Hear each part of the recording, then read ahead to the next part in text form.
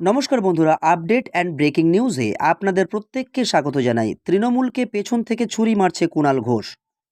তৃণমূলে থেকে বিভীষণের মতো কাজ করছে কুণাল ঘোষ, এমনই বিতর্কিত মন্তব্য করলেন এক নেতা। সম্প্রতি বরানগর উপনির্বাচনকে কেন্দ্র করে শোরগোল রাজ্য রাজনীতি। ভোট ময়দানের লড়াই জোরদার, আর এবার তার মধ্যেই ভোট লড়াইকে কেন্দ্র করে যুযুধান লড়াইয়ে নামল দুই শিবির। কেন্দ্রবিন্দু হল বরানগর উপনির্বাচন। সেখানে তৃণমূলের নেতা কুণাল ঘোষের বিরুদ্ধে বিভীষণগিরির অভিযোগ তুলেছেন উত্তর কলকাতার বিজেপি সভাপতি তমগ্ন ঘোষ। সেই সঙ্গে নির্বাচন কমিশনের বেঞ্চ রাজ্যে এসে কলকাতার দাগী অপরাধীদের 3 ঘন্টার মধ্যে গ্রেপ্তার করার নির্দেশ দিয়েছে, যা নিয়ে কার্যত রাজ্য রাজনীতি তোলপাড়। এবারের নির্বাচনকে স্বচ্ছ করার জন্য নির্বাচন কমিশন সমস্ত রকমের পদক্ষেপ গ্রহণ করছে, যার মধ্যে অন্যতম হল দাগী অপরাধীদের 3 ঘন্টার মধ্যে থানার লকআপে ভরা।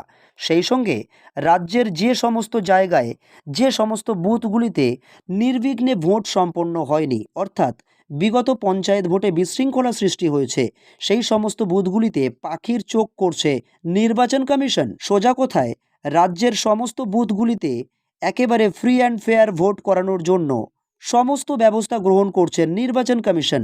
বিগত পঞ্চায়েত ভোটে যে সমস্ত বুথগুলিতে ছাপ্পা হয়েছে, অশান্তি হয়েছে, বিশৃঙ্খলা সৃষ্টি হয়েছে, সেই সমস্ত বুথের লিস্ট ইতিমধ্যেই নির্বাচন কমিশনের হাতে তুলে নিতে চাইছে। প্রয়োজনে ওই সমস্ত বুথগুলিতে আধা সামরিক বাহিনী ভোটের অনেক আগে থেকেই উপস্থিত থাকবে।